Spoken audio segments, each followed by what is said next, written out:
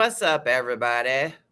So Hey, this is a replay of a hearing in Marion County, Florida that we watched this morning, and it went amazing. it did. Amazing. So we are going to show it for y'all. I kind of want to wait to see if Kibby is in your comments. Oh, yeah, we might want to give her a minute. I don't know if I know last year, wasn't it last year, the mayor of Ocala? Yeah, If you've been following the Ocala Muddy Lotus Kava bar, they've, been reaching out to the mayor and trying to, educate him and, everybody's for regulation and we're all against synthetic 7-OH. yeah. And so, it would Muddy Lotus seems like a really special place, and it would be a travesty, for somewhere like that to shut down. I wish every freaking city had a Muddy Lotus. I know. It just seems like a really special place. So, Muddy uh, Lotus Tea Bar. yes, Anybody out there in Marion County or Ocala in the area, go support them. absolutely. They Go do to so that. much fun stuff there. They do. They really do. So, but yeah, they always seem to like they gather up the troops and they go in and they talk about it, and it's just like the last hearing that we watched. There was a lot more people, but I think Yeah. that was at nighttime though. This one was bright and early this morning. Ooh, it sure was. Man, we had to roll out of bed super early for this, but it's worth it. It's worth it. Yeah. Okay. So, Oh, I guess I should. Okay. I'm gonna share the thingy out. Kibby, check in the comments if you're here.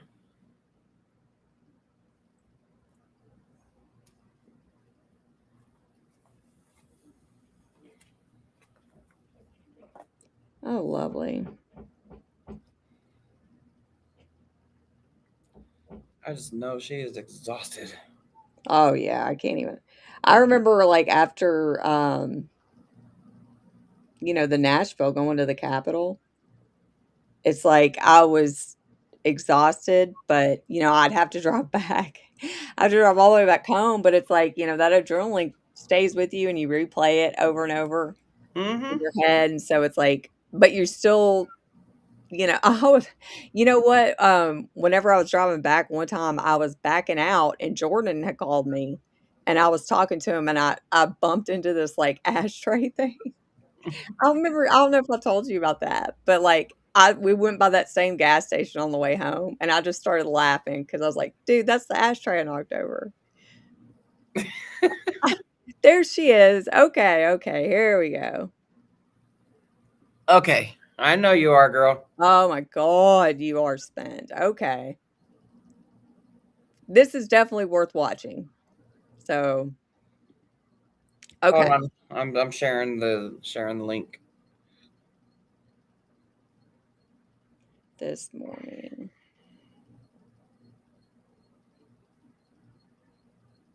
I'm sorry. Like I forgot that I don't have my headphones on and my cat's uh, walk around with toys in her mouth. Oh, Megan sent you a text. okay. No, kitty. No, baby. Okay. Oh, I hear your cat. Yeah, she's excited. She's like, let me hear what they got to say. Yeah, let me see what they said at the city council meeting. Chris, and then you'll have 2 minutes to speak. Alexis, I'm not going to try. And then Joseph, if you can come to the other podium. Joseph Petrie. Petrie? Yep. You can come up. And then Allison and Kibby Fulton will be on deck.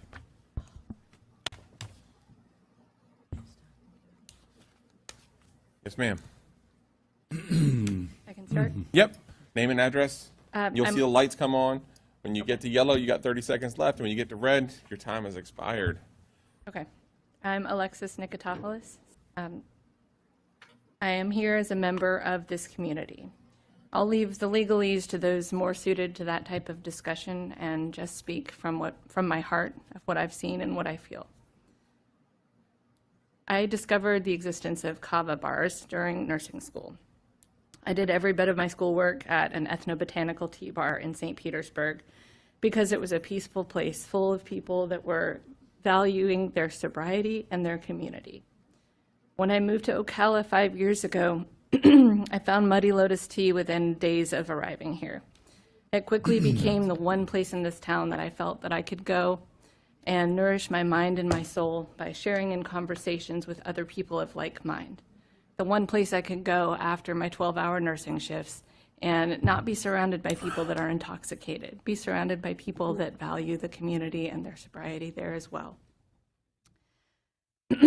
During my career as a critical care registered nurse, I have seen many, many patients with life-changing or life-ending medical issues directly related to the use of substances. I have never once seen one of those issues related to the use of natural botanical leaf kratom. And with that, I make this impassioned plea to you to please stop any attempt to ban kratom as a whole without considering the difference between natural botanical leaf kratom and the harmful 7-OH and synthetic versions. Thank you for your time. I appreciate that. Yeah, these folks that have signed up is for agenda item 8.1. I apologize, commissioners. Should have let you know. Thank you. Thank you. Yes, sir. And then Allison, you can make your way up to the next point. Yes. Good morning. Good morning. My name is Joseph Petrie. Thank you, Chair, Vice Chair, Commissioners. My name is Joseph Petrie, and I'm here today hoping to give you an off-ramp before any action is taken to ban natural kratom. Since I only have 2 minutes, I must limit myself and state in the most respectful way possible while remaining clear and direct. The County Attorney's Memorandum dated August 11, 2026 is critically flawed in numerous ways, including the scientific and pharmacological depiction of kratom on which the memorandum is built, culminating in the mistaken determination that natural kratom is a public health threat. It is not. Essentially, the memorandum recognizes the perceived surges in medical emergencies are linked to enhanced kratom products like 7-OH, but wrongly conflates the risks of these chemically altered, synthetic, or semi-synthetic, lab-made products, which are often mislabeled as kratom, with the recognized safety profile of natural kratom leaf. There is a distinction. Any policy that fails to reflect that distinction risks causing unintended consequences that negatively impact your constituents. My opinion is based on over 20 years of treating drug and alcohol addiction in Florida. Having studied addiction while treating well over 10,000 patients, I, like Dr. Nora Volko, Director of the National Institute of Drug Abuse, see natural kratom leaf as a valuable harm reduction tool in the battle against opioid addiction. My concern is that should this board enact any ordinance that prohibits natural kratom, this board will unwittingly force people back to dangerous opioids, including dangerous street drugs laced with fentanyl. The memorandum references a Sarasota ordinance, but Sarasota, despite their best intentions, got it wrong. Just because Sarasota got it wrong doesn't mean that Marion County needs to get it wrong too. Further, no ordinance is even needed. This is a state issue. And kratom is already regulated under Section 500.92 Florida statutes, titled the Florida Kratom Consumer Protection Act. Florida's Attorney General has already extended an emergency rule addressing 7-OH and the other chemically altered products that are responsible for the harms this board seeks to prevent. Nothing is needed by this commission at this time. Certainly not any ordinance that seeks to ban natural kratom. Thank you for your time and attention to this important matter. I ask that you move item 8.1 up if possible. I would like to be available to answer any questions and help you if I can. Thank you very much. Thank you. All right, yes, ma'am. Hey, good morning. My name is Allison Smith. I let in very late last night, so I'm happy to be here with you all. Excuse me. So I'm the Director of Government Affairs for the Global Kratom Coalition. We are a nonprofit advocacy organization that is working to implement regulations on kratom while also banning concentrated synthetic high-potency drugs. Traditional kratom is the leaf of the Mitragyna speciosa tree, which has been used for centuries in Southeast Asia.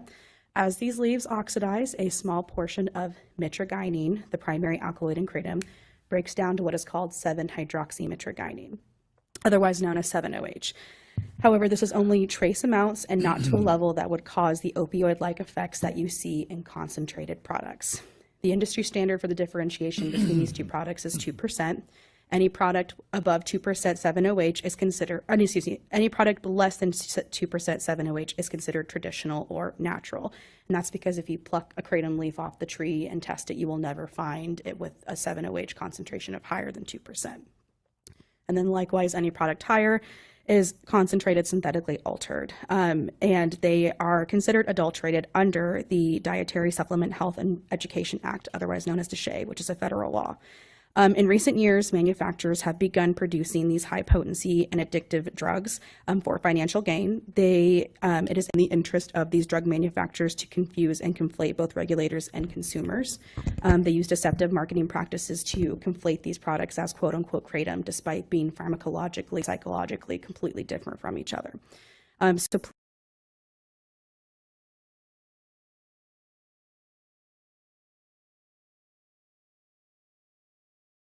Okay, we don't like it when it's glitchy like that. So, Jen, can you put your... Yeah, I'm trying to bring it up. I'm having. Oh man.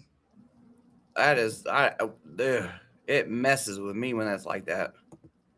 Okay, here.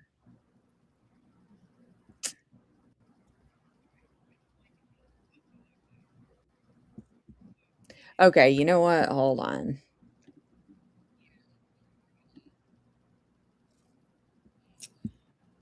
I'm just like, okay. Because it's also, okay, here we go. Okay. Okay.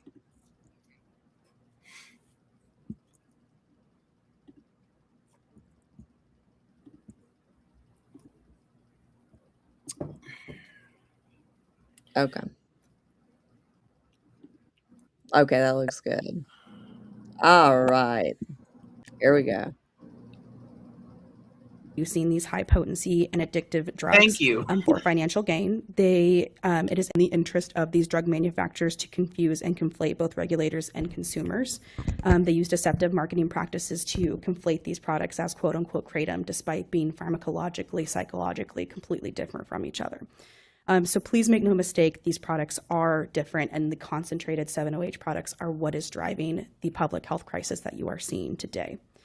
Recognizing this distinction, I'll try to be quick. The DEA issued a notice of intent to schedule concentrated 7-OH products and other synthetic derivatives as of July 6th of last month. So sometime this month that will go into effect. And this move, again, specifically targets those types of drugs. The state has also done so. My time is up, but I'm here and I'm happy to answer any questions and give any background. We have draft policies that I'd be more than happy to share with your legal team, and I'm just here for any resources whenever this comes up. So when they make that guideline, I do have a question for you if you don't mind. Mm-hmm, So when they make that guideline, does it take it off the shelves, the concentrated synthetic versions in the gas stations and things like that? When you're talking about the NOI, Yes. So the notice of intent is basically putting the manufacturers, distributors, and even consumers on notice. They're saying this will be a Schedule 1 substance, and you have 30 days minimum to get rid of these products. So once the DEA finalizes that, yes, these products will be taken off the shelves. That's what will cause them to come off the shelves. Yes, which they already should be because of the AG ruling that the Florida AG already did. But yeah, Florida already. Yes, but now you'll have federal resources. Sorry. Any other questions? No, that was my question. Did you have another question, Commissioner Stone? No, that was exactly my question. And so just to be clear, that will pull the synthetic kratom off of the shelves across the nation? Yes, Until yes, they that is change the the- intention. Until they change the Until formula. they change the formula. Right. Well, that is why in the NOI, and I will share it with whoever if you would like to review it, it says 7-OH, and then it addresses other synthetic derivatives, because that is a problem that we're seeing, not just with kratom, but with cannabis and hemp. I mean, people are taking it and chemically altering it because they can. And so rather than playing whack-a-mole and just going forward and banning individual substances until we start banning like salt and pepper, they said any synthetic derivatives. Not if it doesn't reflect the natural composition of the plant, then you cannot be selling it. And Chair. Well, go ahead. Well, is there some sort of timeline other than it was 30 days from the notice of intent, and that was July the 6th? Yes. Did you say? Yes. So full transparency, it's August recess in DC. So a lot of people are out of town. So I anticipate that's probably part of the reason why we're having a little bit of a delay here. But I'm not privy to the conversations within the DEA as to why they haven't formally submitted that notice. But essentially, they have 30 days minimum. Our hope is within the next few weeks they will finally issue that and get these products off the shelf. I anticipate it's because the industry is so large that they're trying to give them a little bit more time, because when it goes in, this won't be a Schedule 2, Schedule 3. This will be a Schedule 1 substance on par with fentanyl and heroin. So this is going to be a very big deal. If you're caught with possession of it, you're facing federal prison time and massive fines. So I anticipate that's part of the reason why they're giving a little bit of grace before they formally schedule it. Well, I certainly appreciate you coming all the way from our nation's capital to be here this morning. Of course. It's lovely being here. Thank you. Thank Welcome you to so Florida. much. Thank you. It's great in Florida. I really enjoyed it. Thank you. I'm sorry, Commissioner Bryant. It's okay. I just for clarification, I wanted you to reiterate. So they have finally put language within that states all synthetic substances, because that has been the problem with all of these synthetic drugs that are being produced and sold as things that are safe. Yeah. Is that, as soon as something is banned, they just change the formula. Yeah. Absolutely. And I think I need to start by saying, like, if there's a will, there's a way. If somebody wants to make an illicit substance, they're going to do so. And I think that goes for anything. That being said, the intention of this language is to clear a majority of those. I mean, like 97% of them. Like I said, I'll give you the language. I know it's 7-OH, and there's like 4 or 5 other synthetic derivatives that they explicitly mention that say you cannot have these concentrated products or variables sold on the shelves. So it identifies the specific synthetic derivatives. Yes. Okay. Yeah. So they can. And then it says any other derivative, right?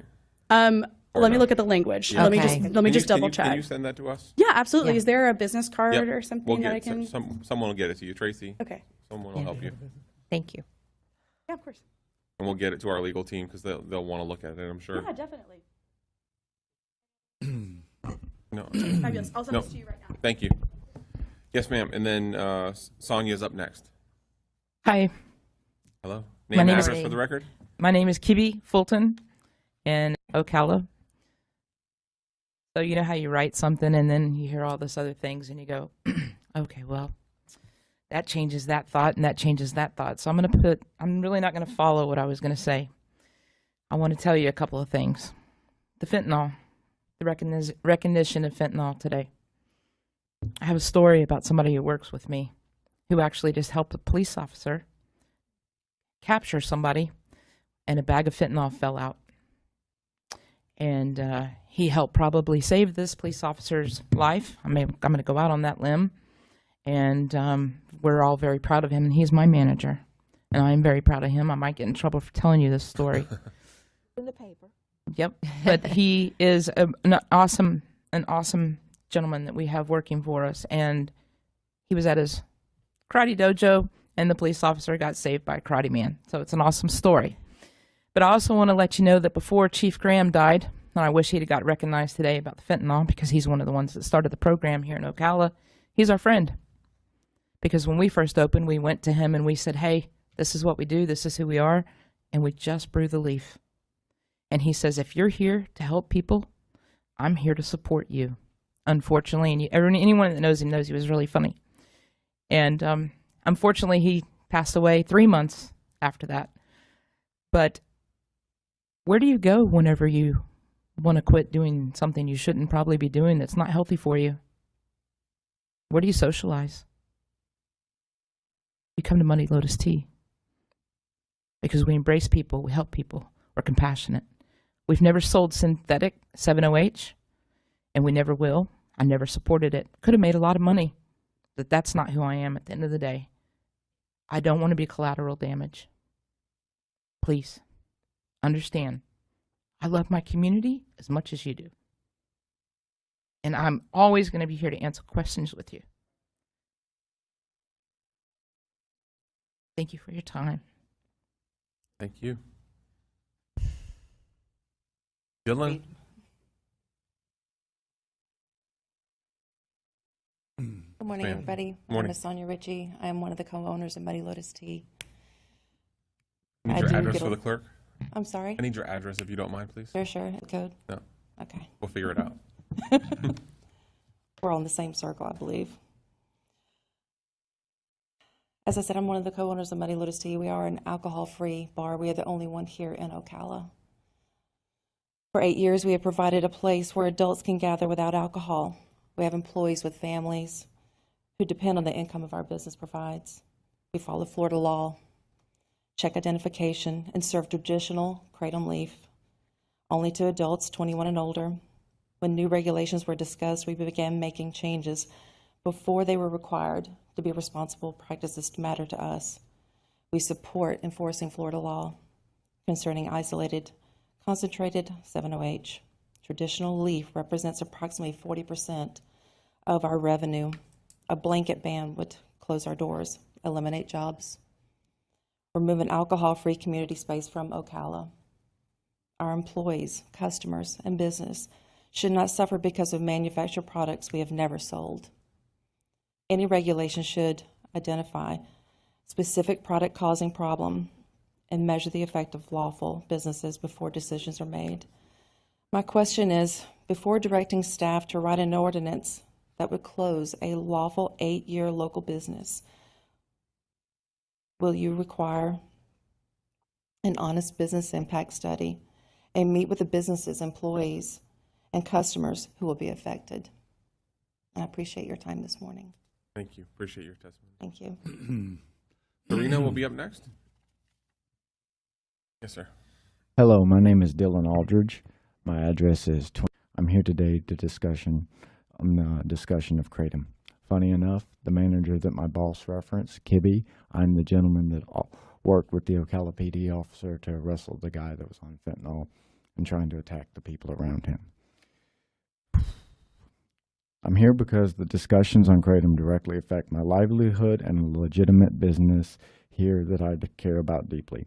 I want to say that I support Florida's existing regulations on kratom. Muddy Lotus Tea operates responsibly and legally, transparently under those guidelines. Muddy Lotus Tea, we have never sold extracts, synthetics, or concentrated derivative products. We serve whole leaf botanical kratom, the actual plant in its natural form. We don't manufacture it, we don't chemically alter it or concentrate individual alkaloids. This distinction is fundamental. We card our customers and we follow Florida's age requirements. We don't sell to minors, we don't manufacture extracts, alter products, or mislabel what we sell.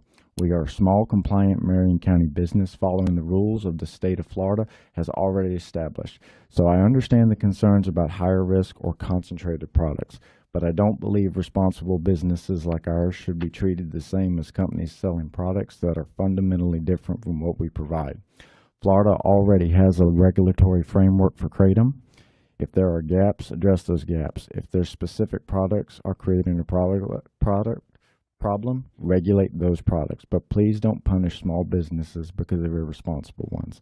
I'm not asking for special treatment. I'm asking you to recognize the difference between whole leaf, kratom, and concentrated extracts and synthetic products, and allow businesses that are already following the law to continue to do so. I don't have this written down, but I'll add this last bit. I come from a family of addiction, of everything you can imagine. Your personal story resonated with me. My family has a big problem with opioids. This is in my opinion, a safe alternative to that, the whole leaf. So appreciate your time, committee. Thank you. Thank you. Hillary, you'll be up next. Yes, ma'am. Serena Mojica. Good morning, Chairman and Council. Thank you. Today you're going to hear the name Muddy Lotus Tea come up a lot alongside kratom. That's because we're the only business in this county that a ban on kratom would cause to close its doors. Smoke shops can sell it and just move on to the next thing. It really only affects us, and that'd be a travesty, so let me tell you why. You've obviously heard the synthetic kratom story, but what's more important is that we're a business built on respect. We respect others, we respect health, and we respect freedom. We respect others, so we sell quality. We respect the chemistry and how the body processes things, so we sell quality. And we respect an adult's informed right to choose. That's why we support freedom. It isn't the leaf that's the problem. It's the standards, realistically. And we need better standards around this. It's Muddy Lotus Tea that sets the standard currently in this quality and care that we give to people. And they should have the right to choose that. We've kept, for the last 8 years, I'm an employee there, so I say we, our community safe, healthy, and informed, because we keep them informed of these bad players out there that are an infestation of the alternative industry, and they are distributed by really vile entities that are looking to make a quick buck at the health and the expense of other people. So when we come before you today, we just really ask you to consider the standard and make better standards for that. A ban on a whole leaf quality product is not ideal, but a standard holds these bad players super accountable to their actions. If we ban it, they can just move on to the next thing. We had spice and these other things. A ban will just make us close our doors and see them walk away scot-free, but a standard would hold people accountable to their actions. So just asking that you consider that. Thank you. Thank you very much. Hi, Hillary Westerberg. Good morning and thank you. Good morning. I'm here as a citizen of Marion County and a recovering alcoholic and someone who happens to drink the brewed whole leaf kratom tea at Muddy Lotus. It's my safe place. It's my home away from home.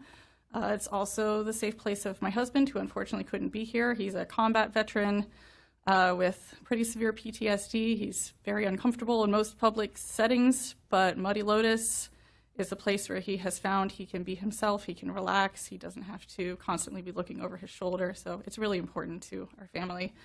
I want to begin by saying that I understand the sincere concern that has brought this issue before you. I've read the attorney's memo and all of the state regulations, and I don't think anyone should dismiss the risks associated with the products containing concentrated kratom extracts, synthetic 7-OH, or the analogs of 7-OH. Those products are a legitimate health concern, and I support efforts to keep dangerous products from harming our community. But the memo also makes an important distinction, and several of us have, between the traditional kratom leaf and the concentrated synthetic kratom products, identifying the latter as posing the greatest public health risk. I'm simply asking you, as you move forward with this discussion, to give careful consideration to the principles of justice and individual liberty, which are so important to our nation. A policy can be really well-intentioned and still have unjust consequences, and a blanket ban that does not distinguish between concentrated or synthetic products and tea brewed from natural kratom leaf would unjustly restrict peaceful citizens and responsible businesses, which are not causing the harm that you're trying to prevent. That's all. Thank you. Thank you very much. All right, that was everybody that signed up. Commissioners, we have 3 sets of minutes. So the approval. I have a motion by Commissioner McLean, second by Commissioner Curry. All those in favor signify by saying aye. Aye. Any opposed? That passes unanimously. One constitutional officer from the sheriff. 4-1. So moved. Motion by Commissioner Stone, second by Commissioner McLean. All those in favor signify by saying aye. Aye. Any opposed? That passes. And regarding the kratom issue that you've already heard about this morning. Are you not recording? Sure exactly what glaring errors Mr. Petrie is referring to in the memo. The memo does not propose any particular ordinance. It acknowledges that a draft ordinance had been prepared roughly based on an ordinance in Sarasota County, which is the only county in the state of Florida that has such an ordinance. I would note, and I think some of the speakers noted, that the Florida statute 500.92, which is the Florida Kratom Consumer Protection Act, does not distinguish between the leaf product and the synthetic product as far as the definition of kratom product. Both of them are included within that definition, and the statute makes it unlawful to sell any kratom product to anyone under 21 years of age. So the Florida statute doesn't distinguish between them, at least as far as being able to sell them to kids, whether it's the tea or the synthetic product. I've also included in the documents regulations, including from the Florida Attorney General regarding requirements to label kratom products. Most of these, in contrast to the statute, do focus on the synthetic compounds, and but they regulate it. So they provide for permits to sell this stuff, and they provide for concentrations that would be allowable and concentrations that are not allowable, and then they provide for certain compounds that you might call adulterants that should not be lawfully in any such products that could be sold. So that's kind of the state of play right now in the state of Florida.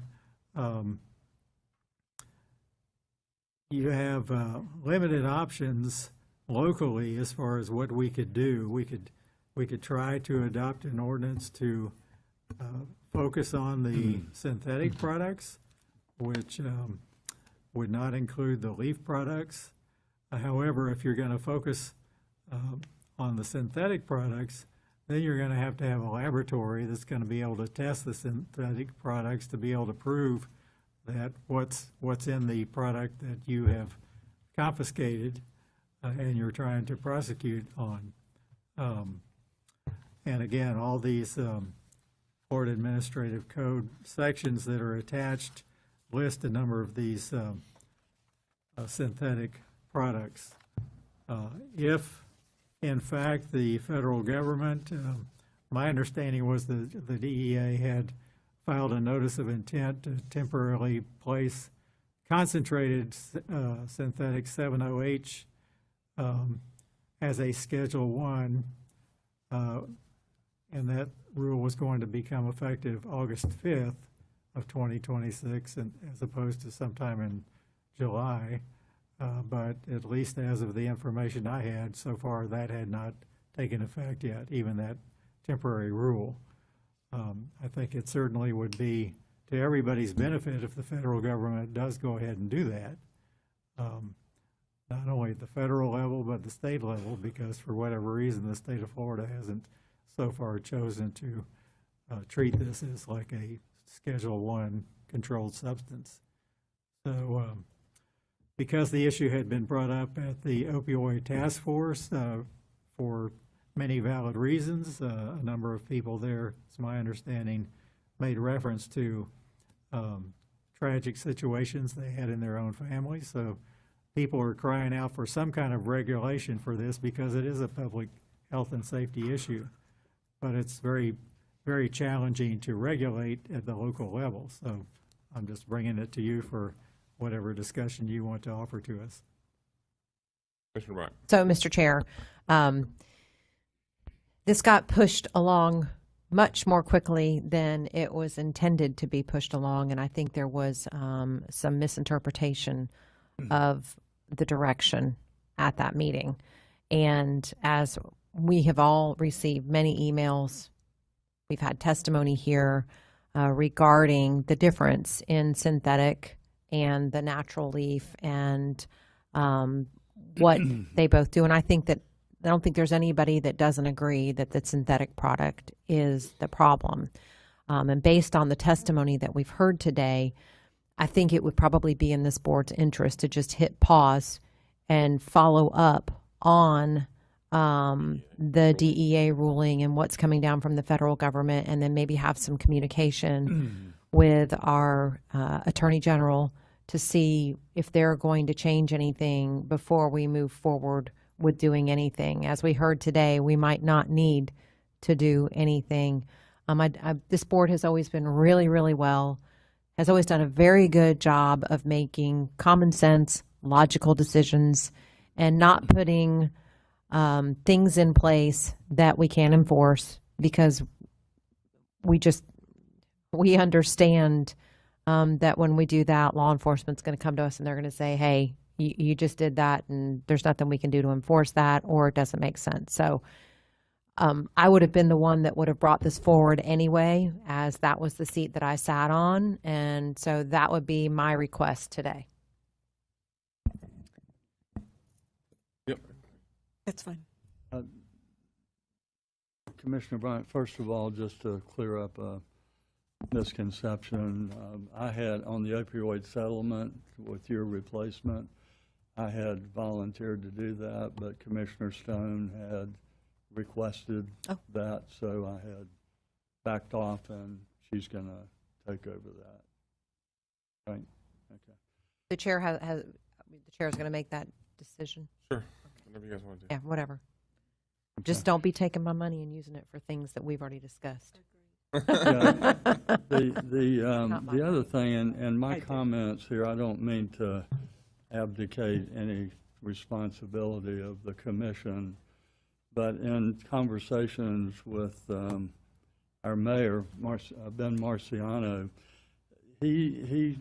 I know he serves, I guess, on the opioid settlement committee, and the first I heard of this was from him, actually, in the news media. And it seems like he has and is spending an inordinate amount of time on this topic.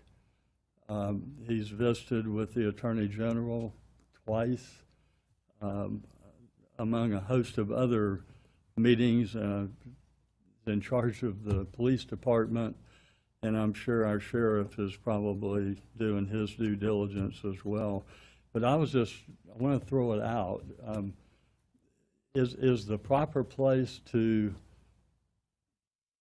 study this, put it under the microscope, and bring back recommendations? Would it be the mayor's position at this point, or the opioid settlement committee?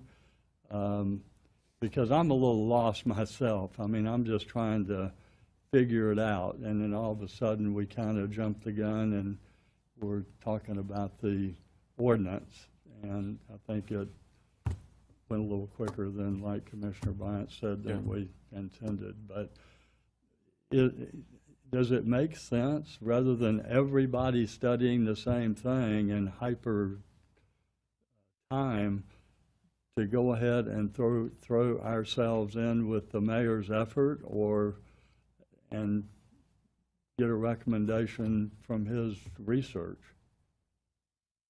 Mr. Chair? Yep. Mr. Mentor also wants to weigh back in on this conversation. I was just going to say, I spoke with Will Sexton, the city attorney, yesterday, and I think my understanding from him is that right now the city's position is similar to what Commissioner Bryant was indicating, that they're kind of putting it on hold as far as moving forward with actually taking any action. Certainly they're not contemplating adopting an ordinance at this point in time. And so I would emphasize that even though I made reference to Mr. Schwartz preparing a draft ordinance, I did not attach a proposed ordinance to this.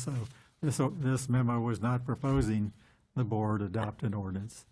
Have a discussion. Mr. Chair? Yep. I, too, have had a lot of conversations with the mayor regarding this. He is, to Commissioner Curry's point, talking to the Attorney General on how maybe Marion County could even pilot an opportunity to test those synthetics, because that seems to be the biggest issue of enforcement, is how do you test between the natural kratom versus the synthetic kratom. So the testing abilities aren't even available as of yet. Now, that's not to say that the state and whomever may put something together to allow it to be differentiated for law enforcement's sake. So to that point, I would just say I appreciate Commissioner Bryant. She has served this community well. She has served this board well in sitting on the opioid task force.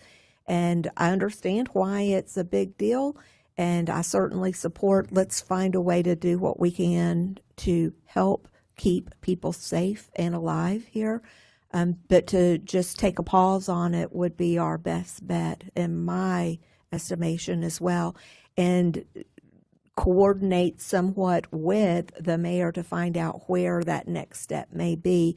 My understanding is he was going to be talking with the Attorney General and our sheriff, as well as the Ocala Police Chief, to bring everybody in, to determine how best to address this as a Marion County / city issue. So I'm happy to continue to discuss that along those lines, if that be the course of this board. Commissioner McLean? Yeah, thank you, Mr. Chair. I'm in agreement with Commissioner Bryant as well, and the rest of y'all to hit a pause on this. Personally, I'm not interested in banning any plant or leaf synthetic derivatives. Certainly very concerning, and but yeah, how do you enforce that becomes the issue. And I think that this is more of a statewide, national issue that they're going to eventually figure some of this stuff out, and really they're going to have to go after the people who are manufacturing this stuff, and that's where you're going to stop this. So I don't know that an ordinance that we do is going to do a whole lot. Plus, the other thing I asked staff yesterday to look into was actually get some stats from the medical examiner's office to see how many deaths we have had, at least in our local circuit, due to this stuff. And one death is obviously too many. But at the same time, I don't believe that it's necessarily our job to go in on something like this if it's just a handful of issues. So anyway, I know that some of those numbers are going to come back to us. I'll share those with you when we get them, or staff will, just so that you can see them. But that's kind of where I'm at. Yes. So the synthetic stuff is definitely a problem, and it's not just how many deaths have we had, but it's near deaths, other things. And I'm not contradicting anything you're saying, Commissioner McLean. I'm just saying that is the issue, is the synthetic stuff, and hopefully what the federal government is sending down, hopefully the state will jump on board. And there's always unintended consequences for everything that happens.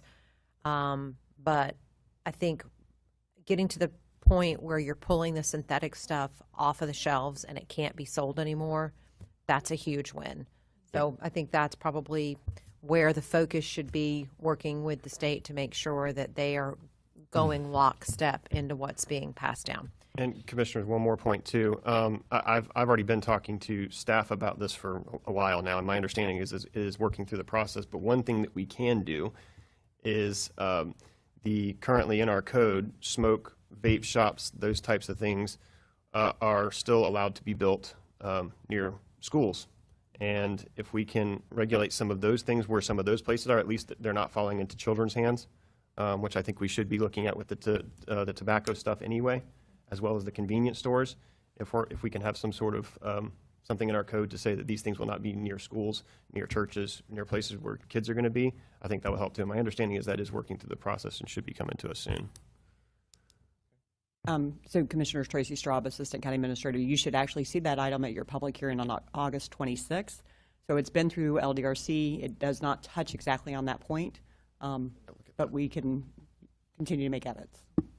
And I want to apologize to the board because I'm sure that you were all caught off guard. I was caught off guard when it went as quickly as it did. So anyway, that was never the intention. Well, it was a good conversation. Thank you. So we'll tap pause on it. See, hopefully the DEA will finalize their rulings and take the stuff that is hurting our community off the shelves and allow the good players to keep doing what they're doing. All right.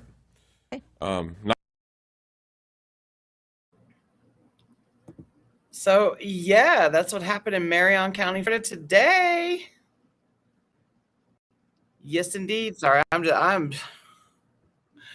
only gotten like 10 hours of sleep in the last 48 hours because I've been watching and attending these hearings. The early morning ones be kicking my butt. Anyway, Yeah, apparently they're just not regulating or enforcing regulations. enforcing it, yeah. Big surprise. Nobody seems to be doing that. But hopefully, that'll be over soon enough. Hopefully. But yeah, that was really good. I mean, and I'm glad that the outcome was what it was. Yeah. I mean, it'd be insane. To me, it's insane to do anything right now until the federal government does something. Yeah. But whatever. Which is why it irks me about North Dakota and Massachusetts. North Dakota's looking good, though. If you guys haven't heard by now, so that was another hearing I had to sit through yesterday. So there was 4 bills that were introduced yesterday. Actually, 3, because I think one of the reps pretty much just took her bill off the agenda thing. They were all regulation bills. There were no ban bills introduced in North Dakota yesterday, and so 2 of them passed, all yays. And so those will be discussed on September 2nd when North Dakota has the official special session hearings.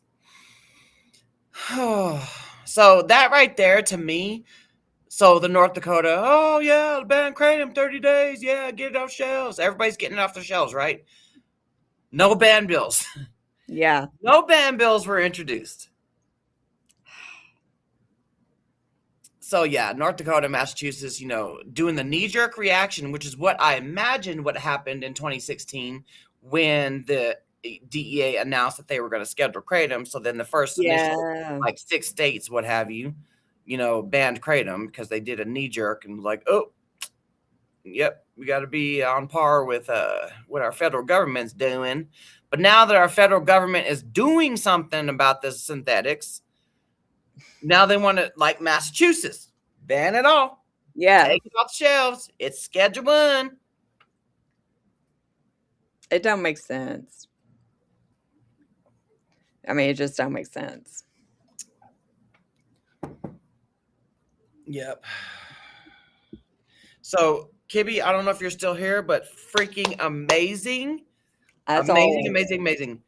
Like, you know how to bring it. Like the last hearing that y'all attended, you know how to bring it. Yeah. I would love to visit your kava bar, your kratom We kava will one day. One day we're going to get to go visit. Yeah. I know I was telling you yesterday that when I went to Orlando in February for that kratom symposium, I even brought it up to Laura. I was like, maybe we should, but it was an hour and a half away. And those 4 days that we were at the symposium, it was from like 8 a.m. to 5, and then by the time you're done, you are just exhausted, and it's like, I can't imagine. But it would have been an hour and a half drive there, and then going hanging out there and then an hour and a half drive back. And then yeah. Might not have been physically exhausted, but we were mentally exhausted because hearing those presentations from presenters from all around the world, it's like going to school. Yeah. And yes, we were in this huge auditorium too. It's like you were going to school all day. And when you get out of school, you just want to decompress. Yeah. But yeah, there will be a day. There will be a day. Okay, we're going to need to go take a break now, and then we got to testify somewhere else. Yeah, but everybody, hold on. If they get our city, they're going to use our city as a platform to go after all the cities. Yep. Which is 67 counties, 66 because they have Sarasota. Yeah, I mean, and that's the thing, with all these cities, it will spread. It will be a domino effect. If one goes, we've seen it happen time and time again. They're like, well, so-and-so just, what's so-and-so doing? Let's look at their regulations, over and over and over. So, yeah, I mean, if you're ever in a state and there's a city near you, it's important. Yeah, don't think it won't happen in your backyard, because it will. Yeah.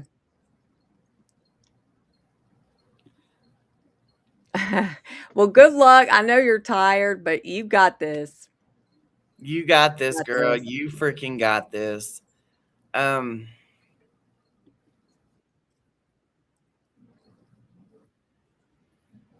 But yeah, keep us posted though.